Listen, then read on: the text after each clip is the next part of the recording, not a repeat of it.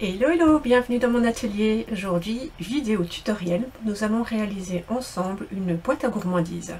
C'est un modèle que j'ai proposé lors de mon atelier VIP du mois de septembre. Donc les ateliers VIP, ce sont des ateliers en ligne que je propose pour les clientes qui ont passé commande chez moi le mois précédent. Donc là, celles qui ont passé commande au mois d'août avec moi ont participé à l'atelier VIP de septembre. Et c'est un peu comme une avant-première pour elle et je vous la propose maintenant en version simplifiée, réduite, en tutoriel sur YouTube. Voici le modèle en question. Donc c'est une petite boîte qui permet de contenir deux des fameux rochers, dont je ne citerai pas le nom. Et voilà, parfait je trouve pour nos décorations de table, d'événements, etc. Là je suis partie sur le thème de Noël. Et on peut, en tirant sur l'étiquette ici, enlever le bandeau qui maintient la boîte. Et c'est simplement une fermeture, une auto-fermeture comme je dis. Voilà, et donc on peut mettre deux rochers. Et pour réaliser ça, vous aurez besoin d'une demi-feuille à 4. Donc là, il me reste une chute de feuille à 4. Et là-dedans, il me faut un morceau qui fasse 17,5 par 14. Donc ce morceau de 17,5 par 14, nous allons le garder comme ça en format paysage. Et nous allons marquer des plis tous les 3,5 cm.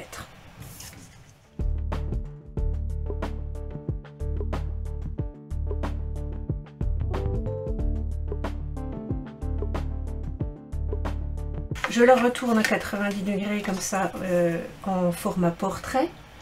Et cette fois, nous allons marquer des plis sur certaines portions seulement. Donc l'avantage du massicot chez Stampin' Up, c'est que de part et d'autre de la rainure de coupe, nous avons des mesures. Et ici, nous allons jusqu'à 4 cm. Et là, nous aurons besoin de nous positionner à 3,5. Je me positionne de ce côté-là plutôt que celui-ci, parce que nous aurons plus de maintien du papier sur le haut ici, en partant sur 3,5 à droite. Je suis bien positionnée à 3,5. Je vais marquer un pli du haut jusqu'à mon premier pli ici qui se trouve à 3,5. J'ai un premier pli ici. Je vais soulever ma petite réglette et je vais aller à 14 cm et faire le même pli jusqu'en bas. Du coup, nous avons juste ces deux portions là qui sont marquées. On va faire la même chose en vis-à-vis.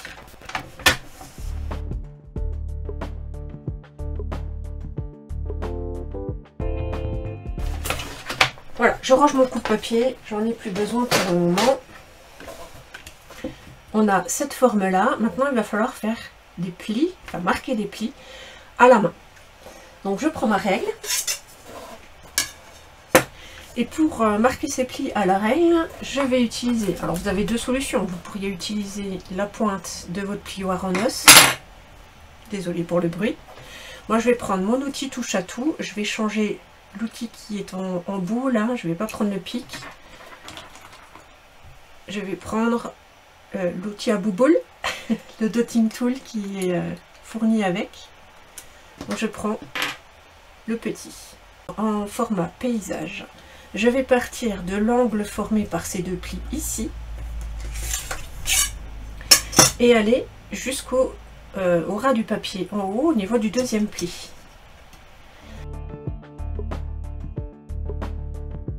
J'ai une première diagonale, je vais faire la même chose ici en miroir.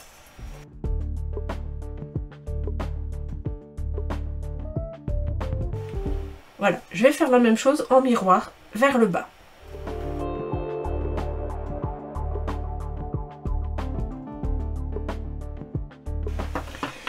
Une fois tous ces plis marqués, on va bien les renforcer avec notre plioir.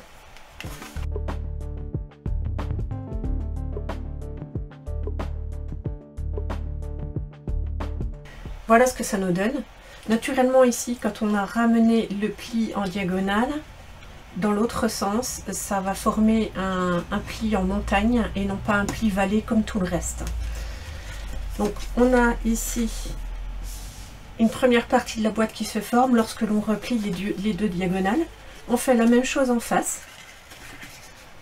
Et du coup, pour fermer la boîte, il suffit simplement de les faire glisser l'une sur l'autre. Ça s'emboîte naturellement. Et ça se maintient tout seul. Voilà, on a déjà notre boîte. Alors après, on pourrait l'agrémenter si vous voulez ici partir sur un papier motif, c'est possible. On pourrait tamponner le papier uni avant de faire les pliages et le montage également. Moi, je suis partie sur une base neutre et puis je vais l'agrémenter d'un papier motif et de tamponnage. Je vais découper un morceau de papier pour créer mon bandeau qui va aller autour de ma boîte. Je prends un papier motif de la collection Splendide Fantasy qui est au mini catalogue de juillet à décembre. Il me faut un morceau qui fasse 6,5 par 15,5.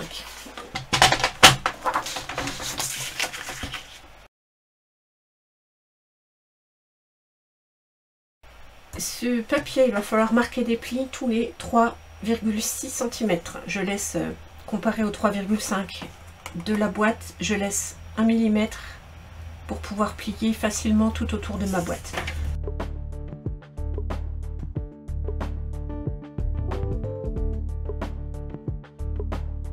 Je marque mes plis. Je prends ma boîte et puis là je peux voir quelle est la partie de motif qui m'intéresse le plus pour mettre au-dessus de ma boîte.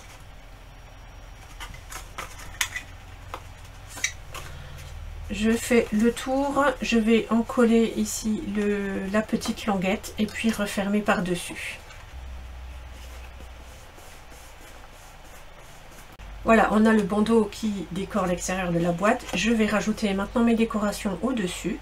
Et pour ça, j'ai décidé de partir sur un lot qui est le lot petit bas bien garni avec le set de tampons petit bas bien garni et les poinçons bas de Noël. Donc je vais ici tamponner un paquet cadeau qui ira très très bien avec le papier motif.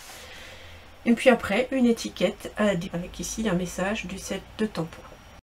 Alors ici pour mon tampon paquet cadeau, j'ai décidé de ne pas le tamponner en noir avant de le coloriser.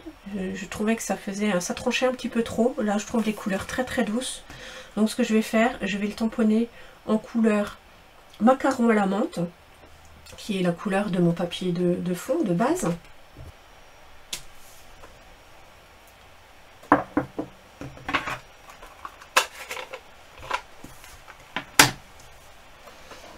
Je prends mon pinceau aquarelle.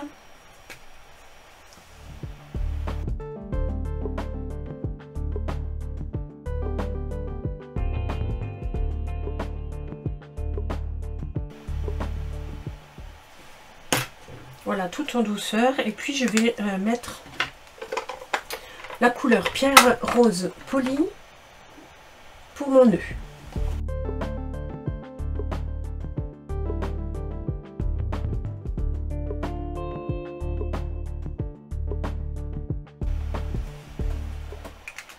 Voilà pour ma colorisation. Je vais profiter là d'avoir ce papier pour tamponner mon message et comme ça après je pourrai faire les deux découpes en même temps dans ma machine de découpe et de gaufrage. Là, je vais prendre le message pour toi. Et là, je passe ça dans ma machine.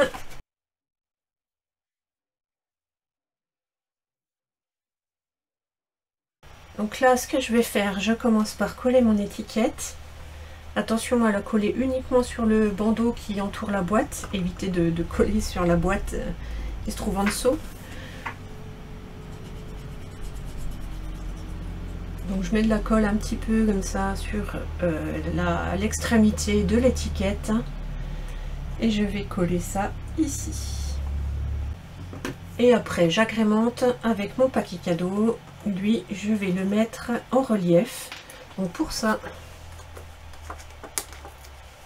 je prends une mousse 3D Stampin' Dimensionals et je le mets ici.